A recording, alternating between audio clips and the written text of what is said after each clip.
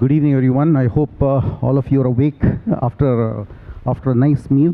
And the previous discussion was really awesome, triggered a lot of thought process. So I think the topic that we'll be doing the panel on is the effective best practice for freshers onboarding. Right? If you look at, we are at an inflection point today in terms of what kind of talent that we onboard. Every organization that we look at, there is a humongous amount of focus on freshers onboarding, right? Replacing a lot of those new roles that keep coming in with freshers. Now, freshers itself, there are three kinds. The earlier ones were people coming in with graduate degree holders, right? Now it's graduate trainees, graduate engineering trainees. Then we have the 12 grads within HCL. We call them tech Bs, right? So a lot of those people hit the floor running. Different organizations use different nomenclatures, but the idea is the same, how best to make them productive, give them the right support and so on. So, just going back, about 2 decades back, when we all started off in 2000 or earlier to that, when we had a job, we felt extremely motivated, right? Then having a flat and a Maruti 800 felt even more motivated, right? The next generation. Today, the kids who join, they have seen the best of the lot, right? Even in tier 2, tier 3 cities as well. So they come here for experience. So to really harness, to feel valued, right? Rather than money and other factors don't really motivate them. And after the pandemic, it's all about exponential, right? In any aspect of it. So we're going to touch base on all of these topic in the different areas that we'll be looking at. From my perspective, I work at HCL Technologies. I lead the global L&D function for digital workplace along with the business continuity. This year, I also have a global mandate on the fresher experience that I drive across. So we have a very power-packed panel, and it's my pleasure to introduce all of them. So we have Ravi. Ravi has over 20 years of work experience. He's rated the top L&D influencer in World HR Congress. He works for Explore. Then we have Nitya. She's been awarded in the top 100, 40 under 40, leaders for across HR. And she has about 14 plus years experience working for Prodapt. And also she's taking up an initiative for campus to corporate for tier 2 and tier 3 in partnership with CII. Then we have Wali. Wali works for Amazon, and she has about close to 8 years of experience. One of her plans is to bring in blockchain, right, in terms of solving some of the L&D aspect of solutioning. And then last but not least, we have Bala. Bala is from Accenture. He manages both trainings for lateral as well as freshers. He's covering about close to 15,000 odd people. And he's himself a techie, so he brings that when he's having a lot of these empathy-related trainings.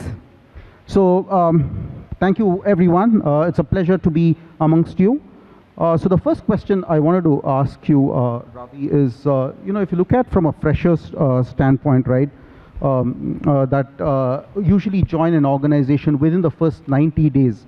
What are some of the key skills, that we look at, basically in terms of upskilling and cross-skilling? Because that first 90 days is where, a lot of infant mortality happens, and people tend to lose interest in it.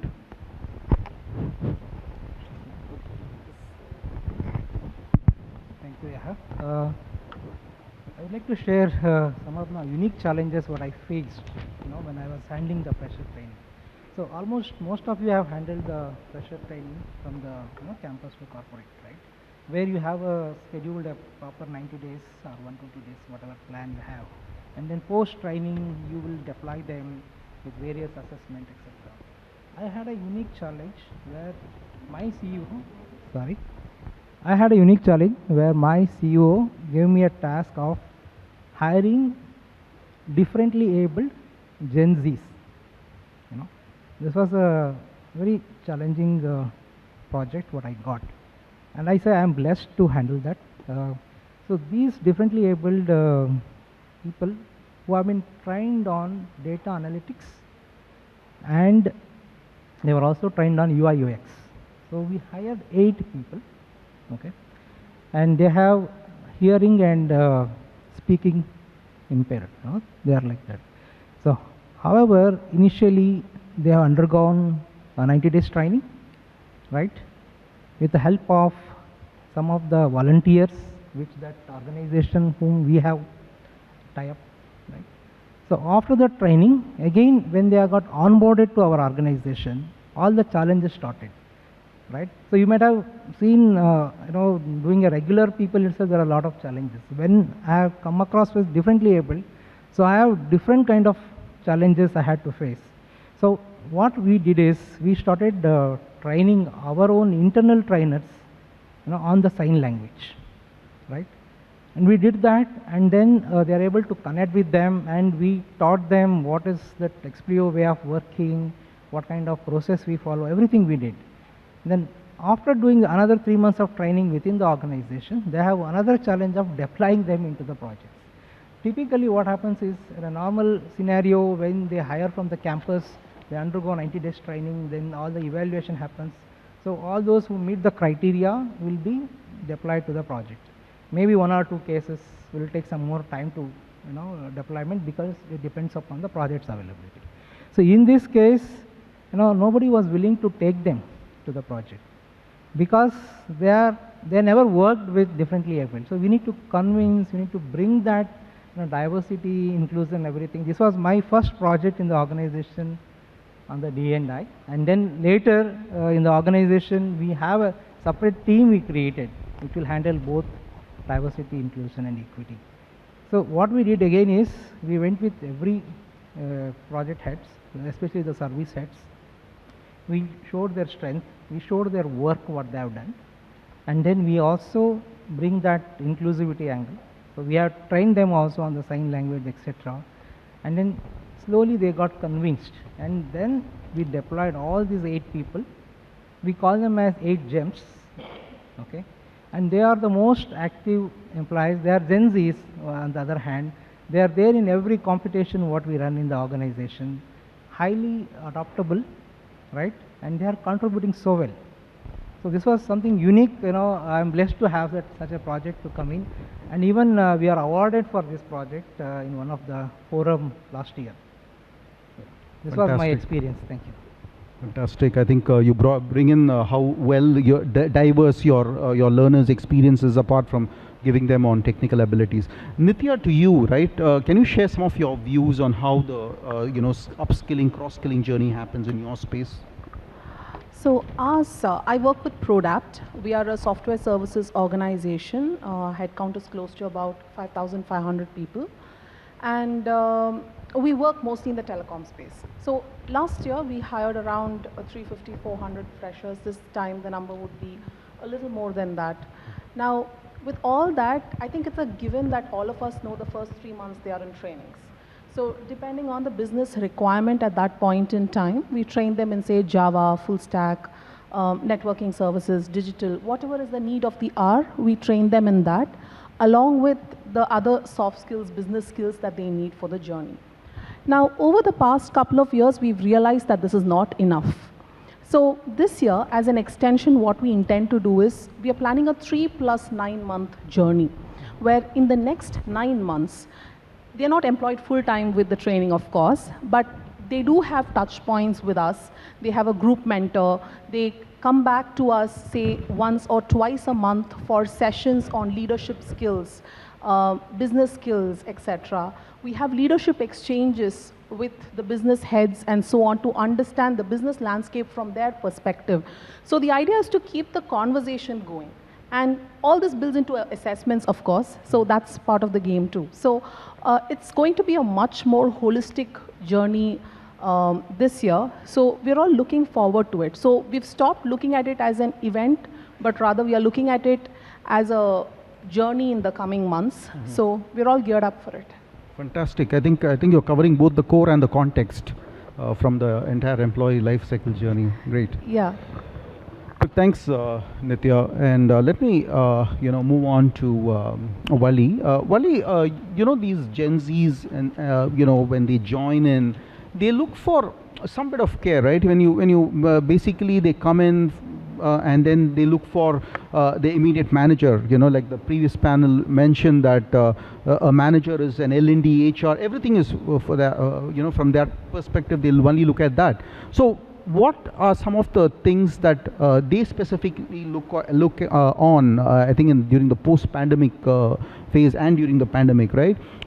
When they work remote, we all work in the hybrid model any which way. So what exactly do they look at from an empathy standpoint? If you can quote some examples, Sure. Thank you so much for that question, because that is one of the core pain points that we've been trying to address in this particular space, because we have onboarded countless number of Gen Zs very fresh from college. So when I say Gen Zs, they are very, very fresh from both technical and non-technical front.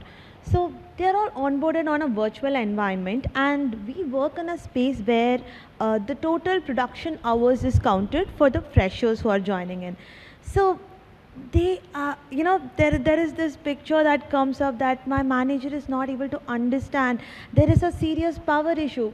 From the manager's perspective, it's fair enough, because that's the reason we keep hearing there is a power shortage issue, then there are Wi-Fi not working, if nothing else, there is some, any climatic issue, or sorry, there is a medical emergency. So they keep hearing this, and when a manager is in that platform, there is a lack of empathy that was one of the pain areas which was addressed by a lot of employees. So we had a platform where we said employees' voice can be raised out. So it was a very anonymous platform. Your name will not be registered, but you can voice out the pain point. And this came out to be the core area that, there are areas when I'm really facing an issue and I'm not being considered.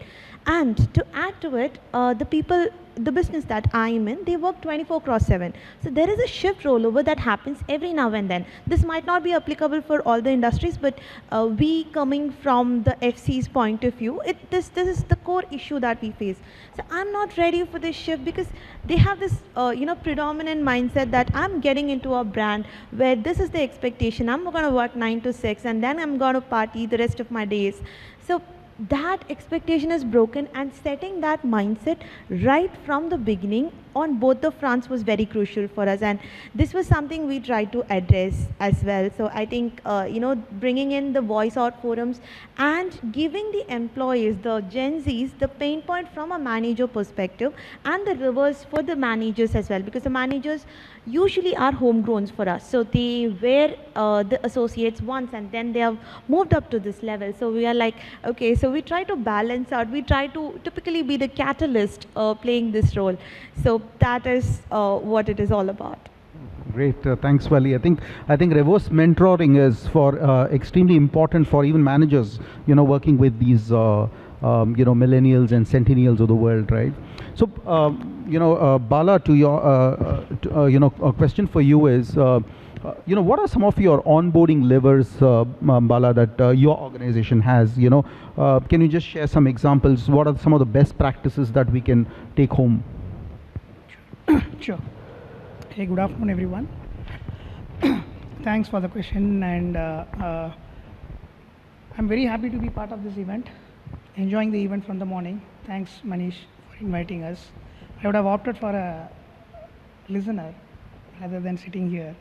I would have enjoyed the show rather than preparing for this panel discussion. So I didn't prepare, but still. All right. So coming to your question, organization like Accenture onboard a huge number, right? So in fact, in a year we onboard 20,000 plus freshers, right? And it's almost like running a college, right? So wherever you see all full of freshers in the whole office, and they are very important also for the organization because they form the base of the pyramid, and leadership also wants to retain them as a cost saving option. So we cannot take that particular group of people so lightly.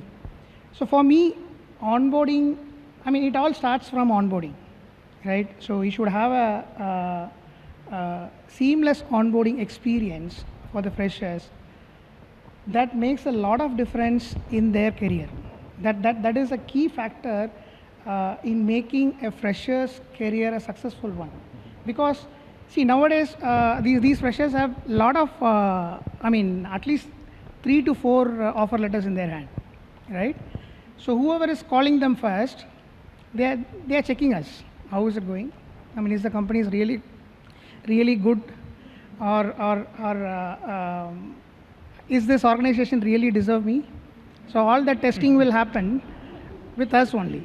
Okay. So when you give that experience, that from the onboarding, when you give that seamless experience, there are a lot of opportunity for us to retain them. Right? It's not about we selecting them; they are selecting us now. Right? So the trend is all over. I mean, the older trend is all over. Gen Z is all very clever, and they have priority list, and they have to tick all that.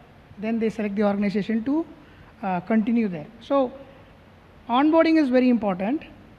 Most of the organization, what the mistake we do is, we have a unique program or single model program which we will execute the same onboarding new joiner orientation program for everyone, irrespective of their career level, irrespective of their background, irrespective of their experience. We have one single program which is getting executed. But that should not be the case, right? We should have a customizable onboarding program as well. I mean, new joiner orientation program as well, so that lot of queries will get addressed there only. Lot of issues what we are going to face later can be addressed within that first 5 to 10 days, right? So that is one point. You should have a customizable new joiner orientation. The second one is you should have a dedicated mentor or dedicated buddy connects, which is happening from day one, because they have a lot of queries. Forget about technology, forget about what business you are doing, whether your organization is generating revenue. They are all not bothered about all that. They are bothered about something else. A lot of other questions in their mind. Who will answer that? Right? When they get onboarded, there will be a diary given, and in that diary, my name will be mentioned with my phone number. Right? So the day one of onboarding, I'll get at least 70 to 80 calls, right? Sometimes in the late night also. One instance to quote, 11:30 or 12 o'clock in the night. So one guy is calling, and he's saying, sir, I'm staying in this hotel, which is provided by Accenture. They have given me a double sharing room. So I'm not comfortable in sharing the room. So what is the procedure to change the room? Right? So seriously, I'm asked. I mean, this happens, right? And especially from north side, who was getting onboarded into south. Otherwise, also I have a lot of other stories like Munna Bhai. I can even write a book with all this queries which I have been getting. So what will I answer for that at the late night? So I can give a room in my home only, right? So that's a 3 BHK. One room is vacant only. Book a cab and come back, right? So I mean, this is not the only question. Lot of other questions based on the technology also. Sir, I'm basically from technology background, but they are given testing, as if testing is on housekeeping job. I don't know how they most common challenge. Yeah. So okay. So what technology you want? I want SAP MM. Why SAP MM? That's a trending technology in the industry today. Who said? My cousin, sir. Oh. Where is he? He's working in US. So for him, everything is cousin only. Whatever he says, he believes that, and whatever we people says, he'll never believe. they will have the mindset of, they will think they have joined another educational institute which is which is taking money and committing a false commitment. They will always consider us as a college principal, my college lecturers. These guys have taken a lot of money from me, and these guys are going to cheat me. So that's how they look at us, because his cousin has already guided him. Other than SAP MM, no other technology in the industry will make you survive. Take SAP MM, come to US. That's all.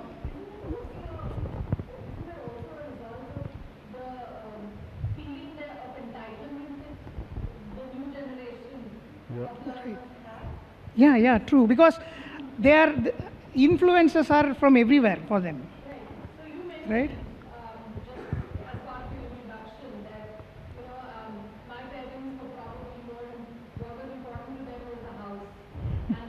Right. But right now that's not any more important for the Gen Z. So what is important is the show of it. Right. So just. Is the show of it. Right. Because my fear, somebody spoke about your social comparisons, right? So socially I'm comparing myself to my brother, so therefore SAP is important. Correct. Right. Yeah. So that's how. I'll complete. Sorry. Yeah, sure. I think I'm taking more time. You can reduce one question later. Right. So, Time management. oh, is it okay? I have many more stories then. All right. So, their perception is all different. They have a different perception of your organization, about your organization.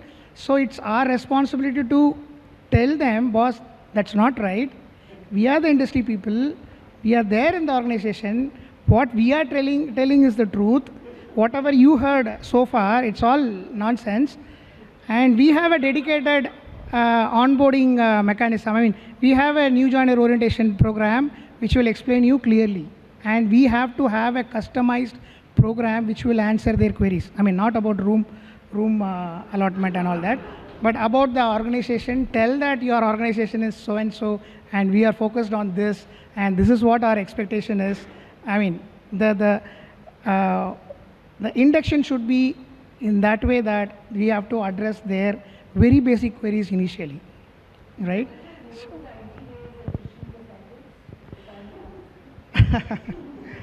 That's huge, actually. It's more than 10% now. I should not reveal all that. All right. So we should have such a customized program, and then followed by a proper soft skill program. I'll complete this also. Sure. Go ahead. All right. So he already instructed us. Should not take more than 3 minutes. So right. So followed by the proper soft skill program.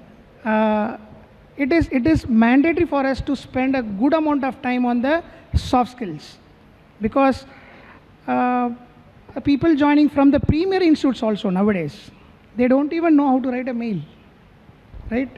This week Monday, somebody has requested a leave sent a leave request mail to me, and I was on leave.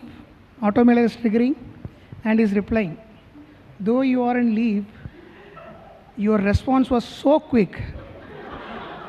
I really appreciate, even when you are on sick leave, you could respond so quickly.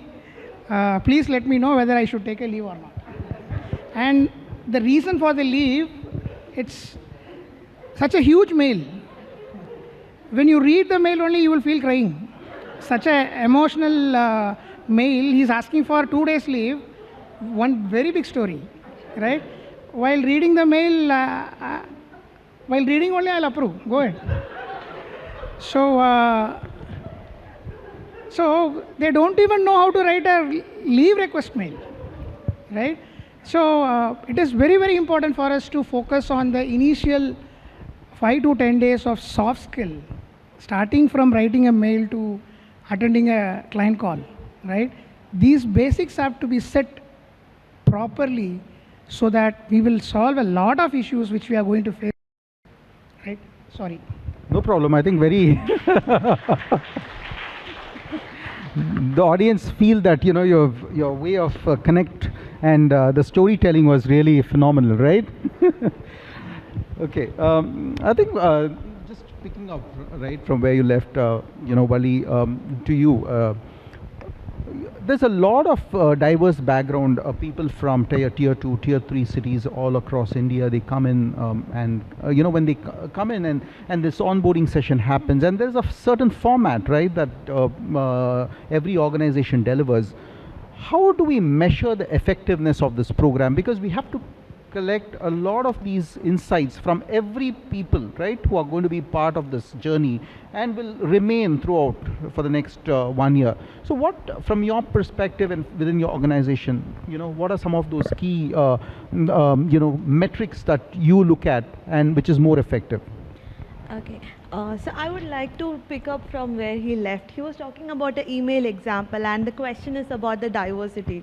We had an experience of Fresher writing an email about his experience, and there was something missing in that mail. We asked him, like, what exactly are you trying to convey? And he was like, oh, I'm sorry, I think I'll write this feedback to ChatGPT because it was the one who created it. And we were like, okay, so this is one extreme where people do it all by themselves, who are not much aware of the technology and exposure. And there are this other extreme of exposure that comes to us. And when we talk about, integrating these talents, it's obvious that we cannot customize an onboarding program. It has to be generic, but catering the needs of both. So what we started doing was we started measuring their skill set, starting from where they are in the current standards and a post-evaluation, because we follow a diverse post-evaluation strategy is what I'll say, because the onboarding is a 90-day program that we currently run. But what we realized was this 90-day efficiency is not actually to be measured at the end of the 90th day. So we started putting intermittent, recurrence of this efficiency measurement that we did, and the agenda that we had for ourselves was to bring all of them to the same standard. So some of them would require extra effort, some of them might not. So that is also one of the bases on which we, align the mentors as such. So every fresher will be aligned to a specific mentor or a guide for them in their particular role. For this one continuous year, they'll be traveling with them. And this mentor not essentially would be their own managers. So that is one more thing we make sure. Their managers are essentially not their mentors. So they are somebody away from that. So that way, probably not on an immediate basis, not at the end of the 90th day, but towards the end of the first year, we make sure all the pool that we have got to us have the equal amount of exposure and are on the same baseline for us, so that then their career progressions would be in line. So this diversity is also covered that way. So that is one thing we do. Okay, fantastic. So Nitya, from your perspective, right? All of these, like we just elucidated on the topic of aspiration, right? What are some of the levers? What are some of the strategies that you look at from your organization perspective, right? That you all remain, you invest and make them also invested on the entire journey. What are some of the career pathing that you guys do and so on? So for us, the engagement with freshers as well as lateral hires start even before they join the organization. So we have a series of emails that reach our new joiners 30 days before they join the organization, and then periodically until they join. So we call them N-30 emails, which start giving information tidbits about the organization. So it gets them into the mindset that they are going to join Prodapt. It educates them on the industry that we are in, what is our aspiration, and so on. And we continue this trend after they join also. So in the next 30 days as well, they'll have a series of emails that lead into the global induction module, and which has an overall view of the organization. Now this module is about 5 hours in length, so we don't expect them to consume it at one go. So it's given in tidbits. So the day one, it asks them just to see a welcome video by the CEO. Day two, it introduces them to the different functions in the organization, and so on. So it's incremental. Now, once people have been successfully onboarded, integrated with the organization, then one of the things that we believe is anyone should be able to get to any role that they aspire in the organization. So we have a well-designed career path that takes people, we educate them on it, saying that, okay, today you've joined us as a developer, coder, tester, and yes, I completely agree with the sentiment that the moment people get a testing project that they are so down-faced, they all want to be in cloud engineers and so on, and the reasons also, there are not much reasons beyond what Bala said. So despite that, we tell them that today, and this is the practice across industries, the first 18 to 24 months, take the project that you've been given, okay? It might even be different from the one that you've been trained on, but be flexible. But beyond that, you have the opportunity to grow into any role that you want. So let's say you've joined as a coder. You want to move into HR. You want to move into sales. You have a structured career path linked with learning paths, mentoring, everything that assesses your role readiness. And Productians, as we call our employees, get the first choice to respond to any open position in the organization. So the IJP, supersedes the open positions that we put in our careers portal. Okay. Is job rotation a mandate within your organization, or it's just through IJP? Not yet. Not yet. Job rotation is not a mandate yet. It will happen in the near future, but not yet. Okay.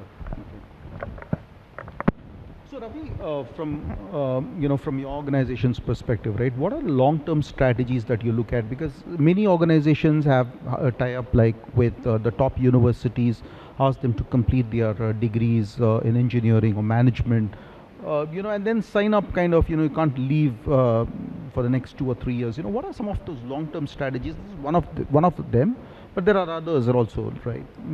Can you just throw some light on that?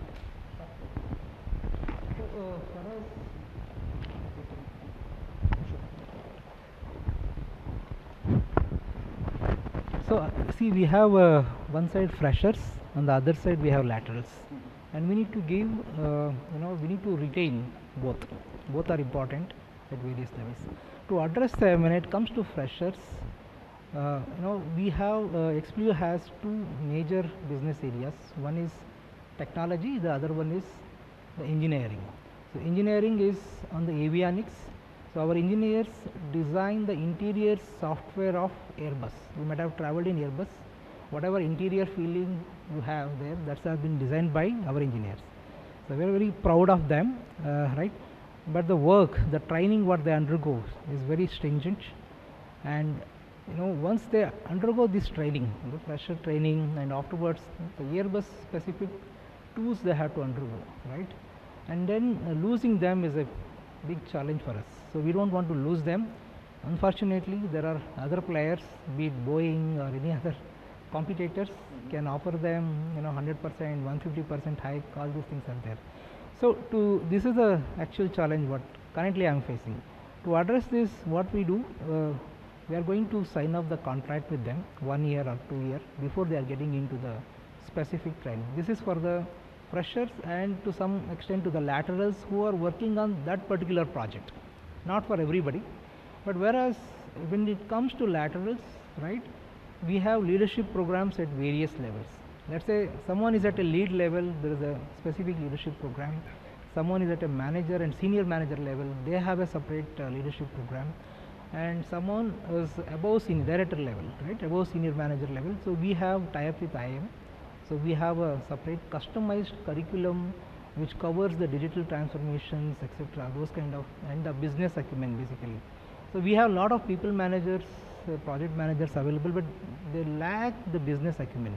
To cover these things, we have customized all these programs, and then we are running these programs, and they have to sign a contract when they are going it. Apart from this, we also have a very good certification reimbursement policy, and that will also comes with a particular retention strategy as well. So these are some of the initiatives we are running. With this, we are able to reduce an attrition to a great level.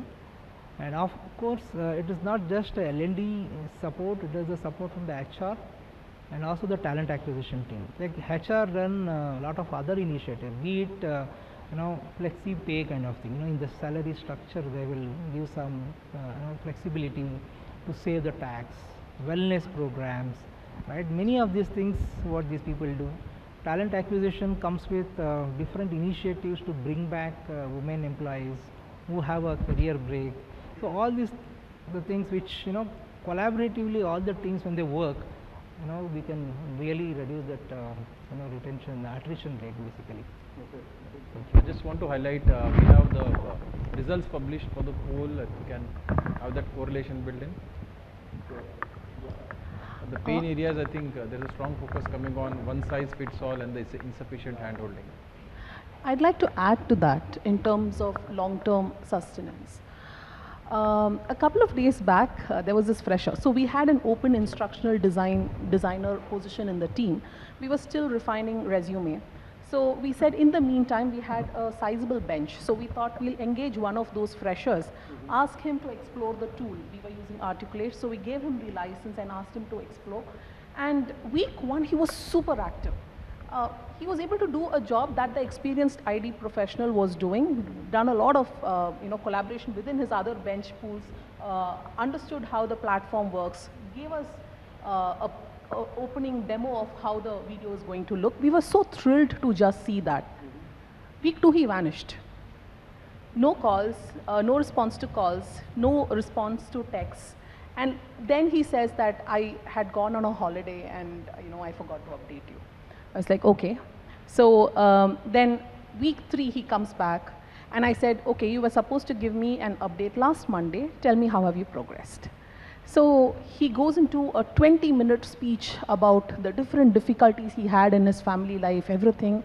And I was like, okay, all right, this is a sob story. So now I have to, I was pretty prepared to respond to it. But he says that here's the product I've built. And he'd done a phenomenal job. I really didn't know why the first 20 minutes he was talking about all that backstory. So then I said, okay, good that you've made this tremendous progress. Just write a note to the talent development head saying that this is the progress you've made and give her the link to the work that you've created. So he sends an email to the talent development head saying that, as discussed, I'm working on this project. That's the extent of the email. It was one line. So then I write back to him separately saying that I had requested you to share the link with her. So he responds to that email just to me, sends me the link that he has already shared. So then I respond to him, say, no, the point is for you to share it with the talent development head to let her know of the progress that you are making. And then he responds to that, copying the talent development head. So by the time I could get him to complete the activity, it needed so many back and forth. And I was really empathetic of all those business units who take in these freshers and have to get work done by them. So coming back, so this year one of the things that we are also going to do is to guide managers on how to handhold these people. One of the other reasons why we have the 3+9 model is because when they go through how to write an email, how to engage with customer calls, the first 3 months, they've not had a hands-on experience of how a customer call looks like. But when they go back to their projects, they've burnt their fingers, they know how difficult it is, and then we give them a session on how to do it, then the reception is much, much better. So we believe that this manager hand-holding is going to go a long way, because I think we should face it that, many of us tend to look at this Gen Z as a new animal in the room, We really don't know how to define them. But research has, consistently shown that every generation considers the generation that comes after them as more entitled, less responsible, and cannot be predicted. So our managers thought the same about us. So it's just our turn to feel that, but with, I think, this empathy that managers hold, I think they can really unlock and guide people to become better professionals.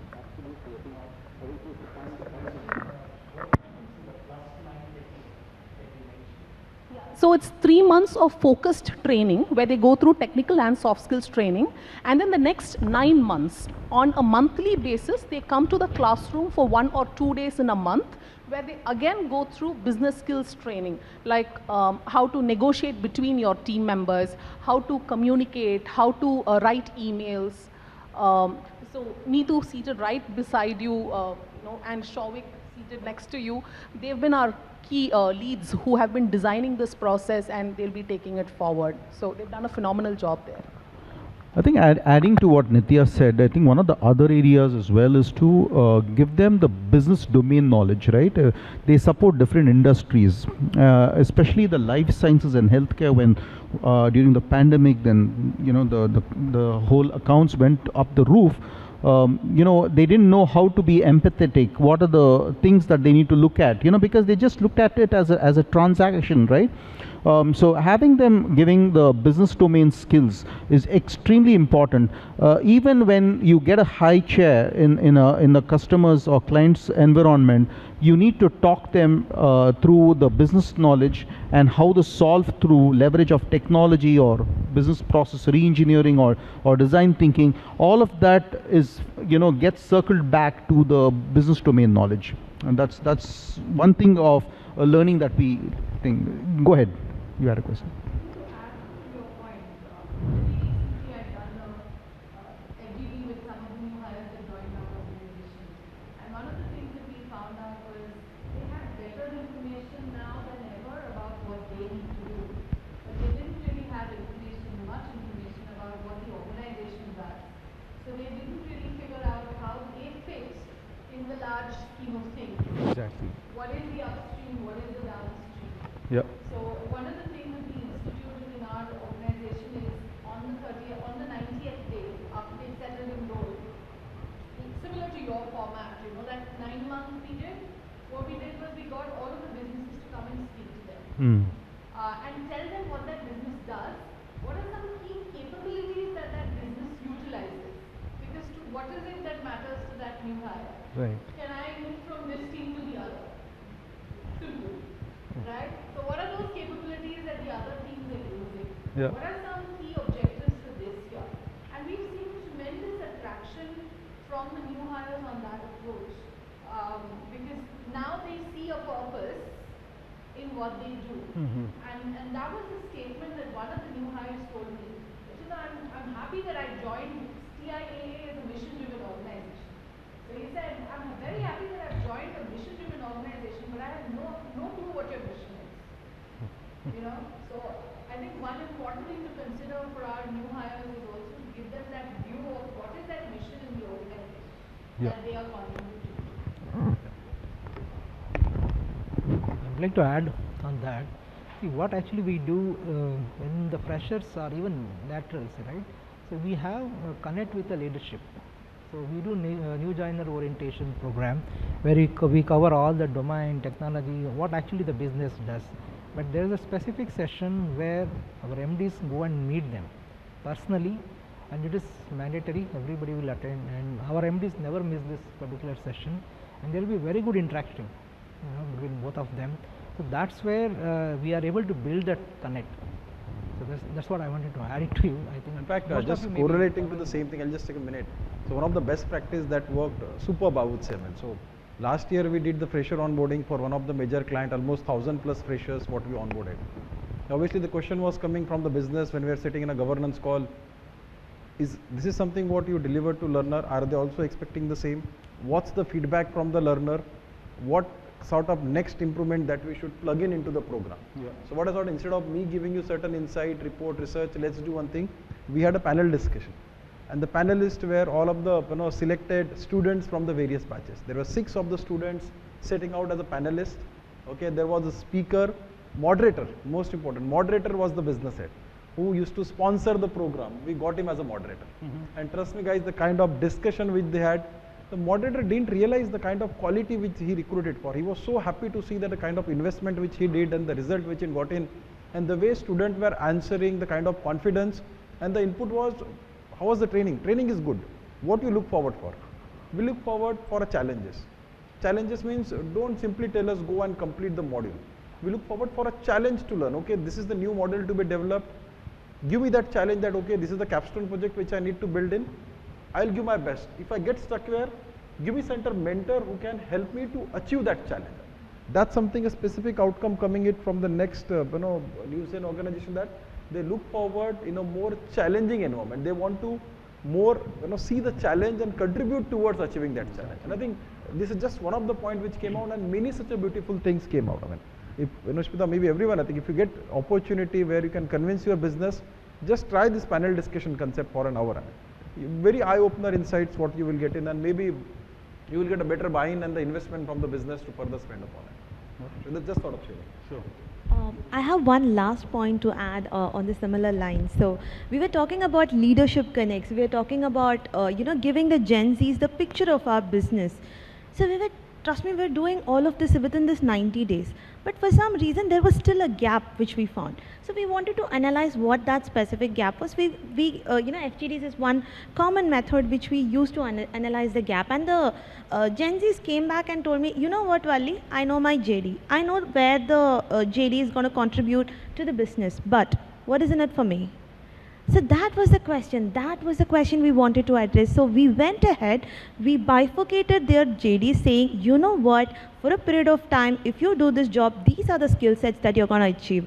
And achieving these skill sets for you as a person will help in the growth. Then we mapped it for the entire organization saying, these are the different business units we have. These are the different positions that you can look up to when you move up. And to reach there, to get those skill sets, you need to do what you're assigned today.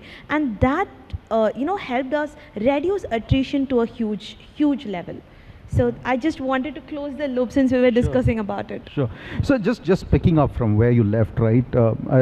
Again, deploying freshers is one aspect, and again, there's there's a constant fight between a hard rock and a hard place, kind of in between, right?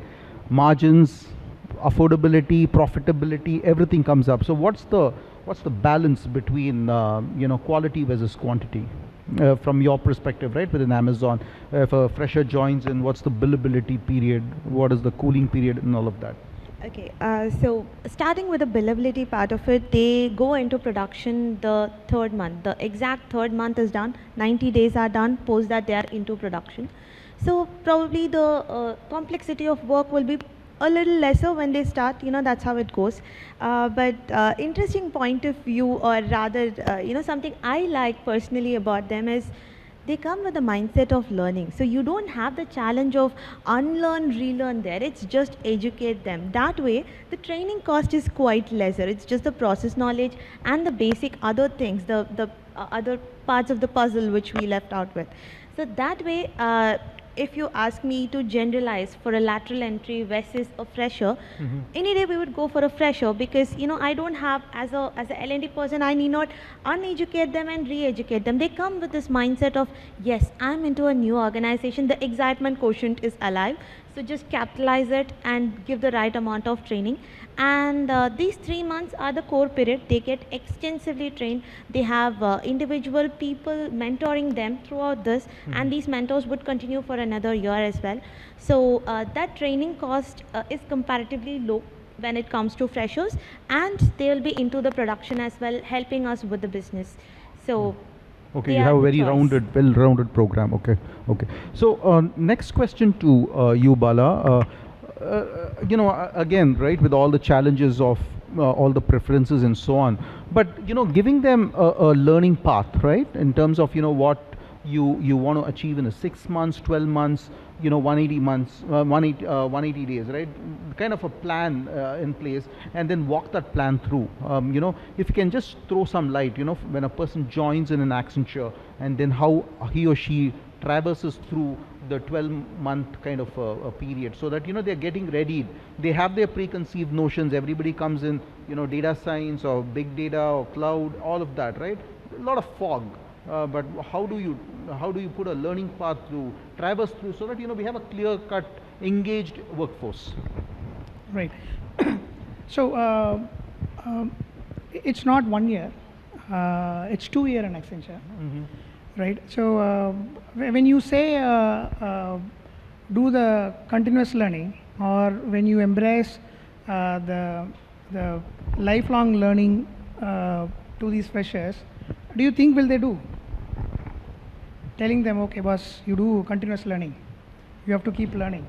I mean, who will do that? Even if we have a mechanism also, making them to do is very difficult, right? So what we have done is, recently, I'm just sharing the example what we have done it. Probably your organizations might have done it in a better way also. I'm not sure. So after this pandemic, our entire program went on self-learning mode only, right?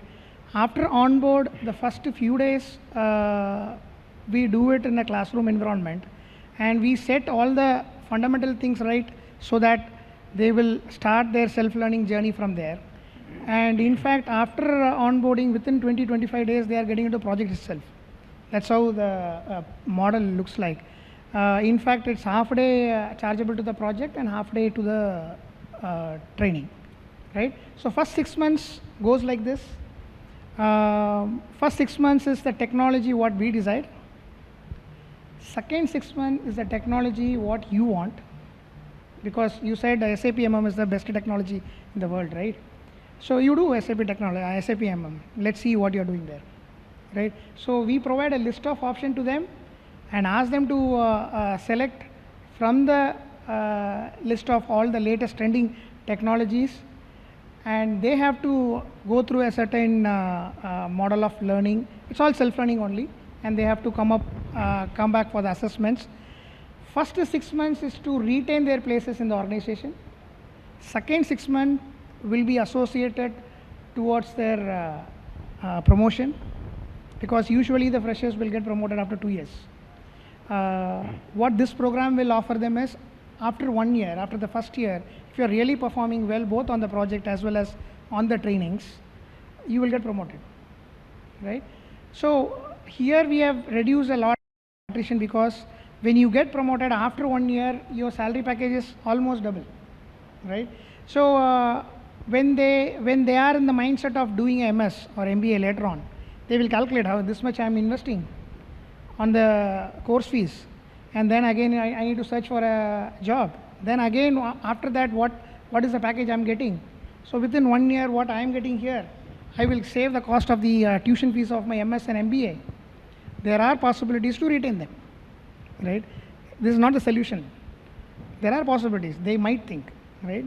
But it was successful. We implemented that second 6 months, and the third 6 months would be the project manager who will decide the skill which is relevant to the team in which he or she is working, right?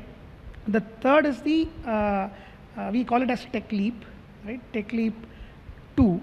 So third 6 months would be the technology which is decided by the project. So he completes the first level, second level, and third level in 18 months. Along with the assessment is almost nearly 2 years. So we do this hand-holding at least for first 2 years there. And it has been very successful after pandemic. This is the 3.5 years over. It's very successful now. It's all self-learning. We do a SME Connect every fortnight. And in case if there are any queries, they can reach out to the respective SMEs.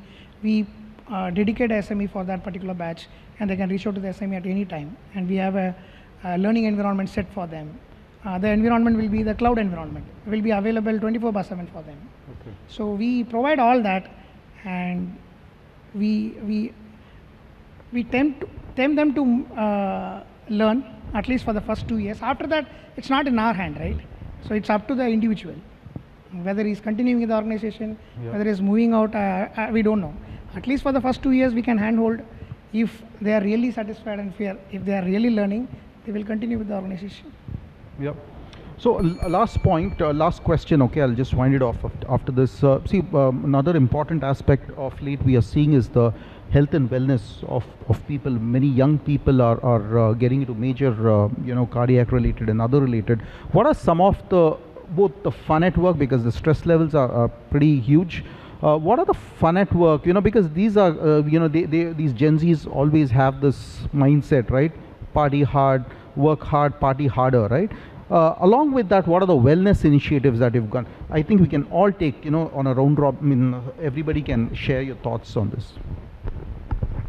So, as you said, this wellness, these Gen Zs basically, they're happy to contribute to the CSR activities or any other.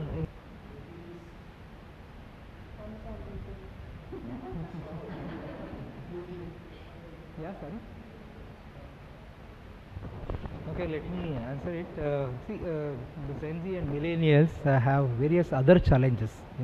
There are some psychological aspects. They want to share their information, or they want to have a mentoring or coaching with someone where their identity will be hidden. If you look at Facebook, Instagram, whatever you put over there, anybody can read. So there are two platforms. One is Reddit, another one is Discord. It will create anonymous discussions can happen, and if you go and just look at there, you don't see who is discussing what, but if you look at the stories over there, most of the things are about the challenges which they are going on in their lives, which they will be discussing. Majority of this, the data says they're all either Gen Zs or the millennials, right? So another thing, organization, what they how they can utilize this Gen Zs is they are very volunteering to any of these be it cultural activities, be it CSR activities. They are ready to contribute. So you need to tap that. We need to involve them. We need to engage them and give them some role. So they'll be very happy to perform that. That's how we are utilizing them.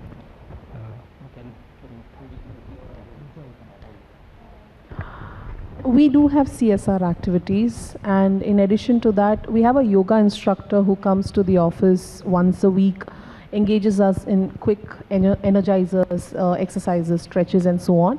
And projects are expected to continue this on a daily basis, to take a short break during the day and do some stretches and so on.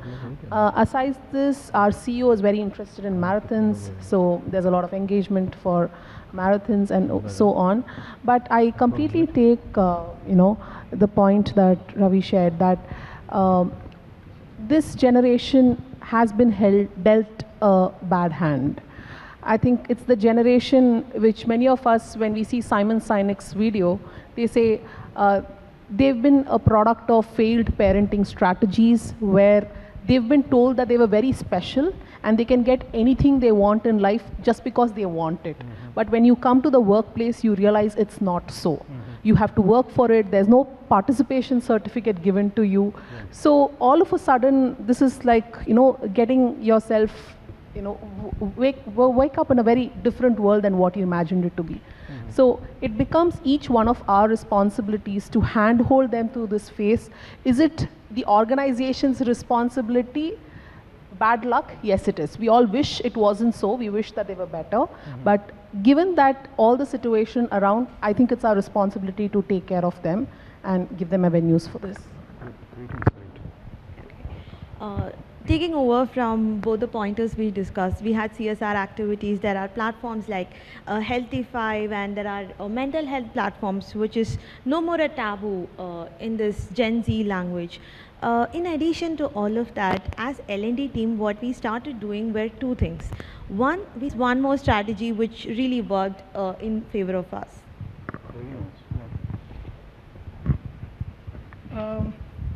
I feel, we don't need to have, we don't need to provide a lot of fun for them. They are already having a lot of fun. In between that fun only, they are coming and attending trainings, right? So, as soon as they join the organization, their perspective is all join an IT company. I want to make fun. So that's why they join IT company, first of all, right? So, in order to fulfill that, we have a onboarding party, then graduation party. Okay. So as if they were so stressed, and we want to release that stress, right? So we have these two parties. Other than that, whatever you do, they won't mind. Whatever we provide, whatever all this new mechanism you insert, that's all not working. So one party in the beginning, one party at the end, gone. So you go back to the project, enjoy with your project manager. Perfect. So that's how. Thank you very much. It was a very engaging conversation. Thank you, Ravi, Nitya, Valli, and Bala. Really appreciate all your insights. Any questions you may have, we can probably.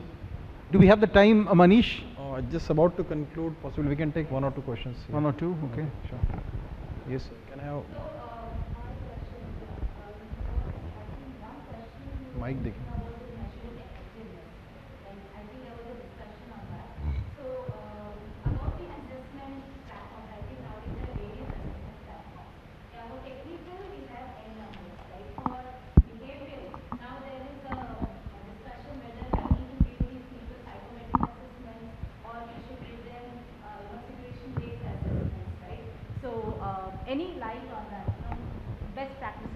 all organizations, like which do you follow, whether assessment based or, situation based or, personality tests?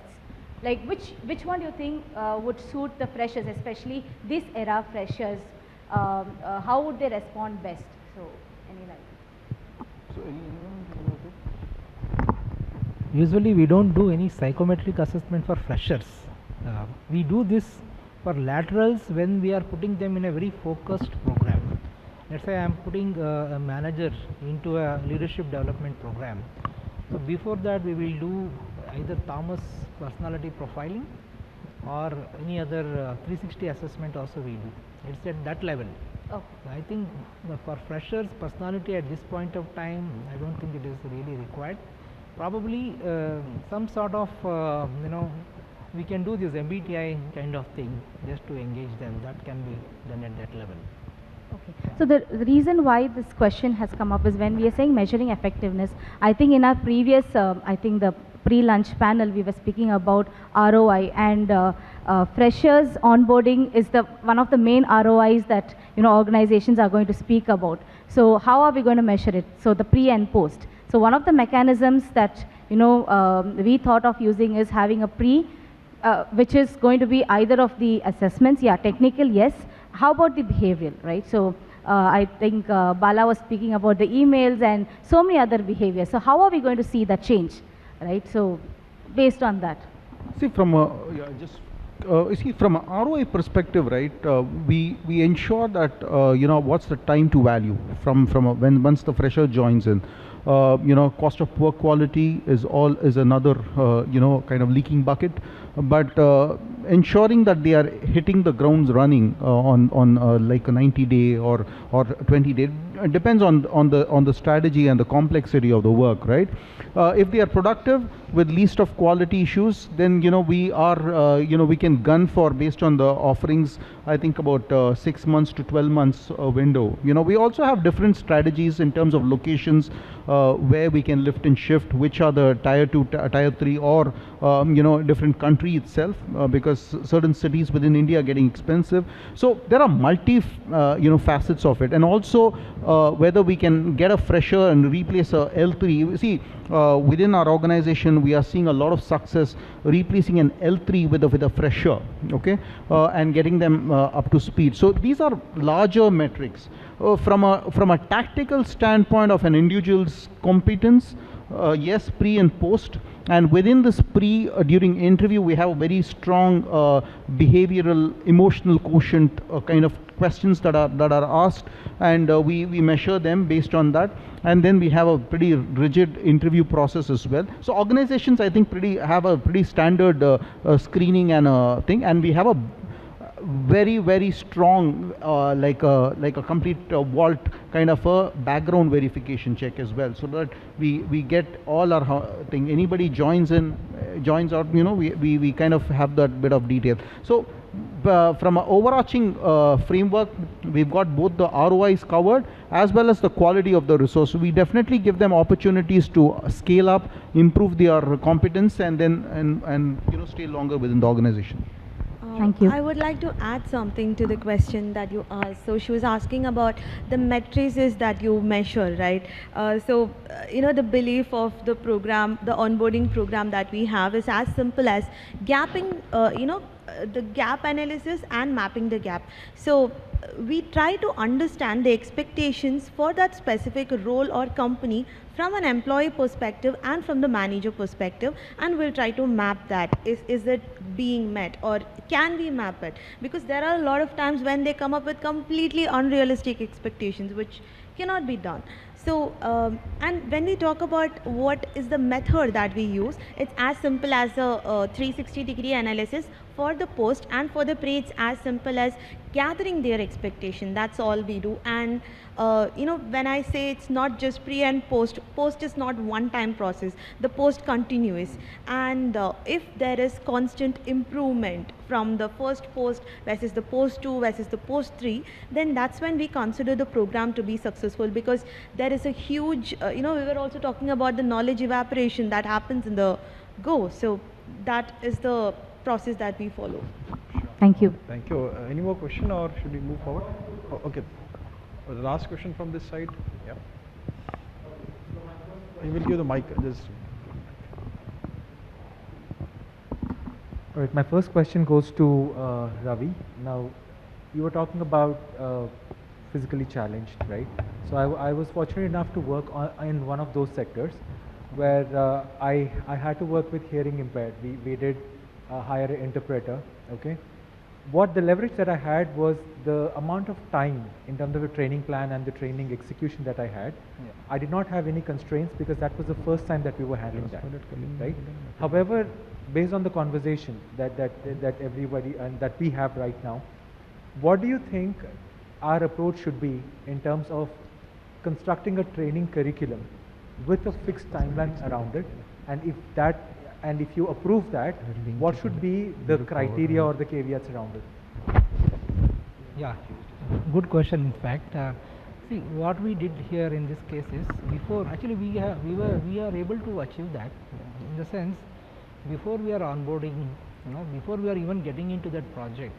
When we came to know from that NGO that there are, there is a batch of differently abled people whom we can onboard them, who are already trained in certain areas.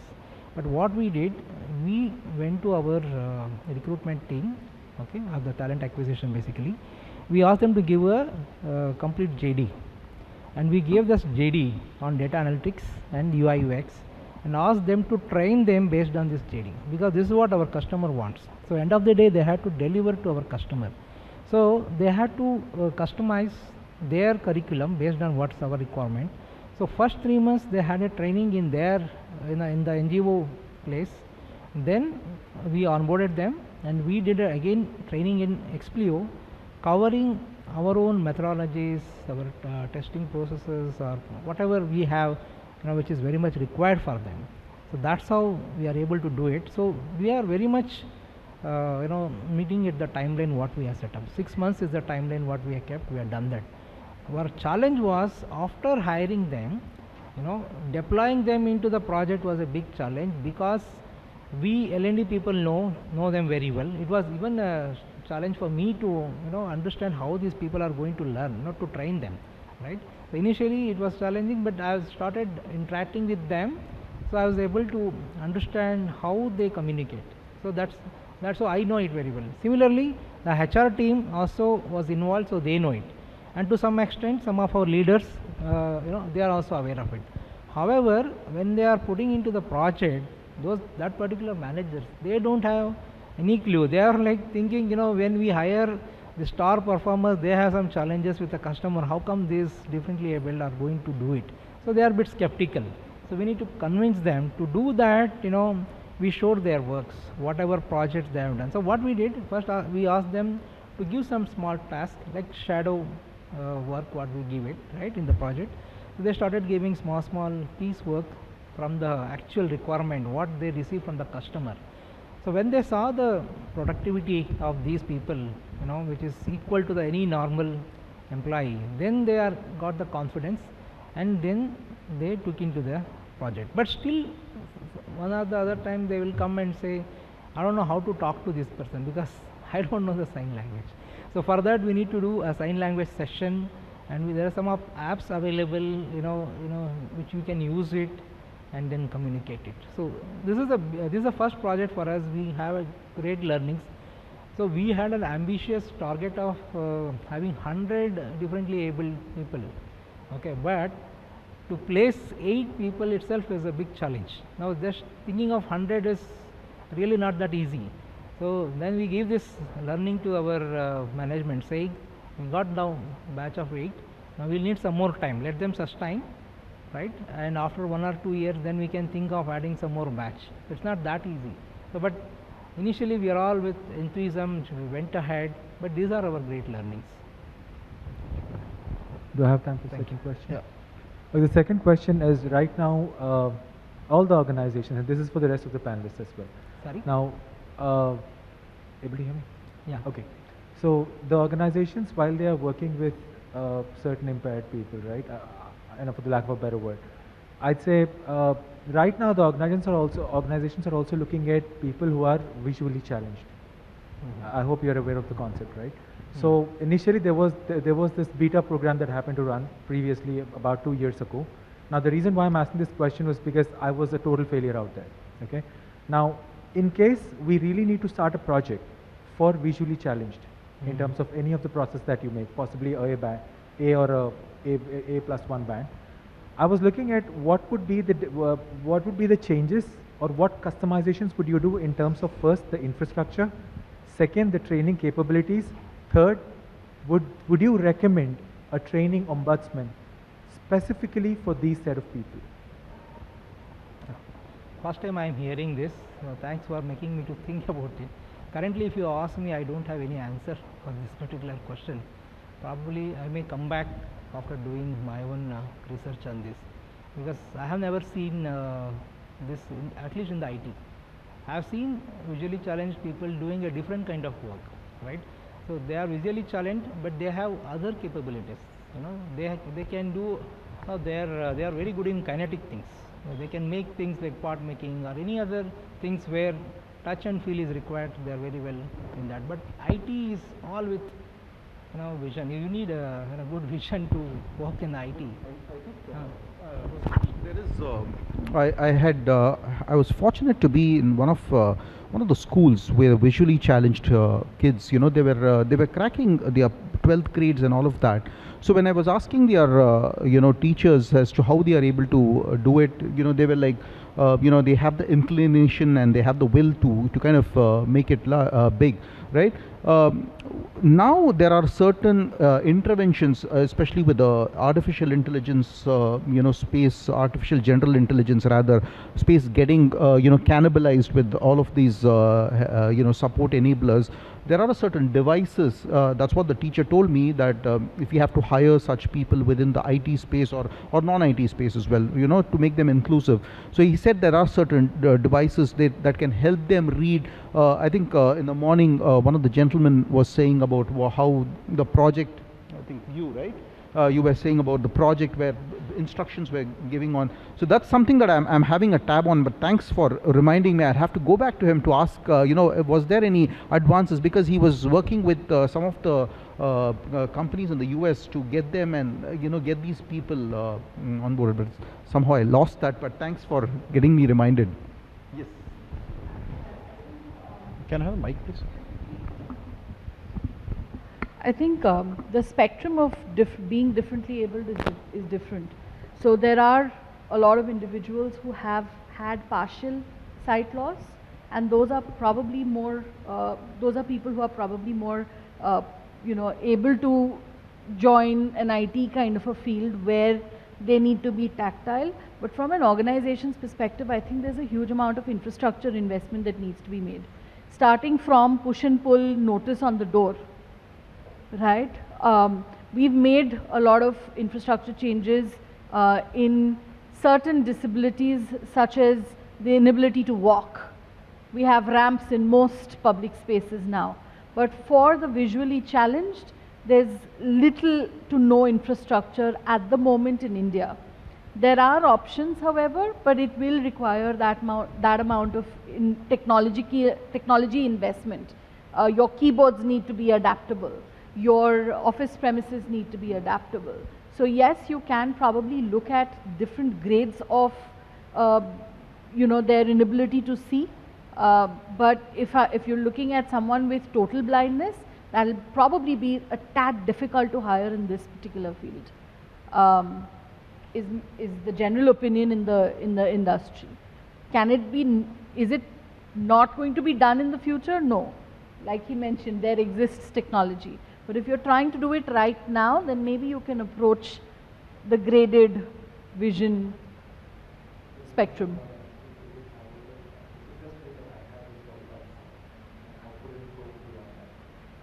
Like I said, it's not just a learning intervention. You will need a larger intervention to mobilize something like this. And this is applicable for all types of neurodiversity. It's not just about being differently abled, it's also about accommodating neurodiverse employees in the organization, right? That's another interesting topic maybe for the next session. how do you accommodate learning for neurodiverse individuals? That's a whole different topic, and perhaps we can continue this discussion on LinkedIn, which is a common platform that we all share. Sure. Thank you all. I think we need to look forward. Yeah, sure. Okay.